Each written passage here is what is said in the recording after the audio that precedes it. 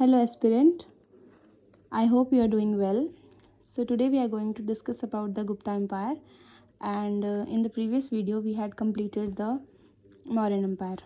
So the Gupta Empire जो है वो stretch हुआ था हमारा नॉर्दर्न सेंट्रल और सदर्न पार्ट्स में between 319 to 550 CE. Now it was founded by Srigupta. तो इसका जो फाउंडर माना जाता है दैट इज़ योर श्रीगुप्त को माना जाता है. एंड इसने टाइटल यूज़ किया था हमारा महाराजा. ठीक है, वो उपाधि देते हैं ना जैसे, तो इसने खुद को उपाधि दी थी, इसने यूज़ किया था महाराजा एज अ टाइटल. और इसके बाद जो फाउंड इसने किया था वो किया था 3rd सेंचुरी AD में. तो 3rd सेंचुरी AD में जब इसने श्रीगुप्त ने इसको मतलब फाउंड किया, उसके बाद इसको सक्सीड किया घटोत्कच ने. तो घटोत्कच जो थे वो इसके बेटे थे.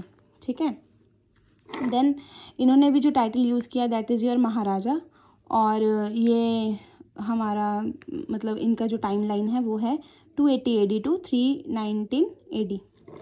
देन अगर हम बात करें तो इनका रूल जो रहा है वो 200 ईयर्स तक लगभग रहा है, मोर देन 200 ईयर्स तक रहा है. और इस पीरियड को गोल्डन एज ऑफ इंडिया बोला गया है. ठीक है, क्यों बोला गया है? क्योंकि यहाँ पर बहुत सारी जो प्रोमिनेंट हमारी मतलब एडवांसमेंट्स थी, है ना, और वाइड स्प्रेड हुआ था रिसर्च के फील्ड में. बहुत सारी चीज़ें खोजी गई थी. साइंस और टेक के बारे में बहुत ज़्यादा हमारे चीज़ें पता चली थी. Literature, logic, mathematics, astronomy, philosophy, इन सब के बारे में जो है वो एक हमारी जो है स्टडी हुई थी इस टाइम पे, है ना. आर्यभट्ट आपने सुना होगा, भास्कराचार्य जो थे वो इस टाइम पीरियड में ही हमें देखने को मिलते हैं. सो ये जो था वो एक गोल्डन एज थी हमारी इंडिया की. गोल्डन पीरियड कहा जाता है हमारे इंडिया का गुप्ता काल को, या गुप्त पीरियड जो था, गुप्ता पीरियड जो था. ठीक है, देन इनका जो ओरिजिन माना गया है वो बंगाल से माना गया है. कि माना जाता है हिस्ट्री में कि ये जो आए थे ये बंगाल वाले एरिया से आए थे. और इनको एज्यूम किया गया है या तो ये ब्राह्मण्स थे या वैश्य थे. ठीक है, और इसमें जो है वो इन्होंने बंगाल से आते हुए अपना जो सेटलमेंट की वो की हमारी फर्टाइल प्लेन्स में. ठीक है, फर्टाइल प्लेन्स जैसे मध्य देश, हमारा आज का जो सेंट्रल इंडिया है, मध्य प्रदेश है, यूपी है, गंगा दोआब जो है ना, गंगा यमुना दोआब हो गया, हमारे गंगैटिक प्लेन्स हो गए. तो ये जो फर्टाइल रीजन था यहाँ पर ये आकर बस गए थे. ओके, देन गंगैटिक बेसिन जो है हमारा, इसको अनुगंगा कहा गया है. ठीक है, इस टाइम पे जो है अनुगंगा के नाम से इसे जाना जाता था. अब ये जो है वो हमारे कहाँ कहाँ इन्होंने जो सेटलमेंट्स बनाई दैट इज़ योर साकेत में यूपी, प्रयागराज जो यूपी में है, और मगध जो बिहार में है. तो यहाँ पर इनका मेजर जो है वो डोमिनेंस इस एरिया में देखने को मिलता था. अब जो सोर्सेज हमें मिलते हैं इसके बारे में जो हमें गुप्ता एम्पायर की जानकारी देते हैं दैट इज़ योर विशाखादत्त की मुद्रा राक्षस. तो मुद्रा राक्षस में राइस ऑफ गुप्तास के बारे में बताया गया है. और यहाँ पे ऑलरेडी बताया जा चुका है कि मौर्यन जो है वो कैसे, उनकी कैसे नींव डली है ना, उन्होंने कैसे धनानंद को मारा, जो उनका फाउंडर था योर बिंदुसार है ना, तो चंद्रगुप्त मौर्य. तो उन्होंने कैसे जो है उनको मारा और अपना ये जो है वो इस्टेब्लिश किया, और चाणक्य की हेल्प से इन्होंने इस्टेब्लिश किया. वो भी मुद्रा राक्षस में ही हमें मिलता है, विशाखादत्त की. ठीक है, तो उसके बाद जो है राइज ऑफ गुप्ताज इसमें हमें मेंशन मिलता है.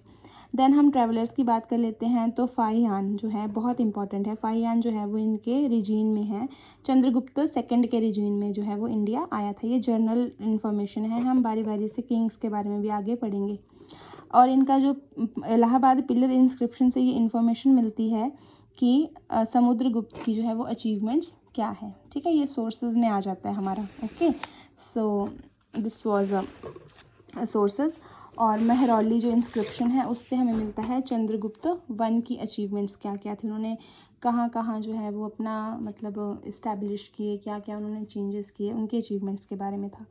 अब इन्होंने जो है वो इन्फॉर्मेशन हमें मिलती है कॉइन से कि लेजेंडरी फिगर्स जो थी वो कॉइन्स पे मिलती थी, और गुप्ता रूलर्स की और रिचुअल्स ऑफ दैट एरा, मतलब वहाँ पे जो रूल्स थे, रेगुलेशन थे या रिचुअल्स जो निभाए जाते थे, और गुप्ता रूलर्स जो थे उनकी फिगर्स हमें कॉइन्स पे देखने को मिलती हैं.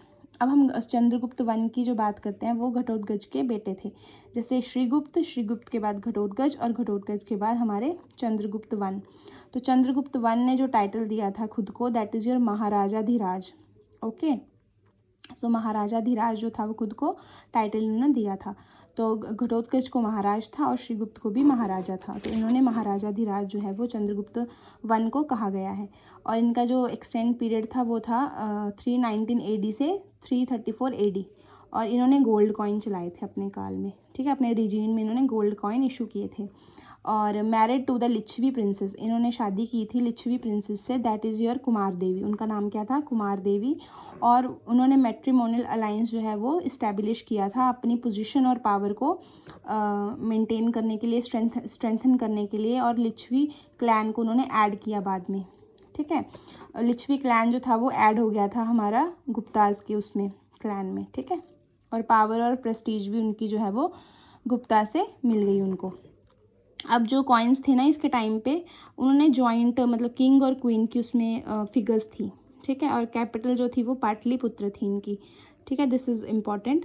एंड नेक्स्ट है फर्स्ट ग्रेट किंग जो है हमारे गुप्ता एम्पायर का, वो चंद्रगुप्त वन को माना जाता है। अब आप कंफ्यूज मत होइएगा मौर्य पीरियड वाले चंद्रगुप्त से और यहाँ के चंद्रगुप्त से और गुप्त सेकंड से, ठीक है। तो ये बारी बारी से आपको एक बार से अगर आप देखेंगे तो आपको धीरे धीरे समझ आ जाएगा कि किस तरीके से इनका जो है वो हिरार्की चलती है। देन आई होप यहाँ तक आपको समझ आया कि ये जो फर्स्ट ग्रेट किंग थे गुप्ता एम्पायर के वो चंद्रगुप्त मौर्य थे, सॉरी चंद्रगुप्त वन थे, even I am getting confuse now.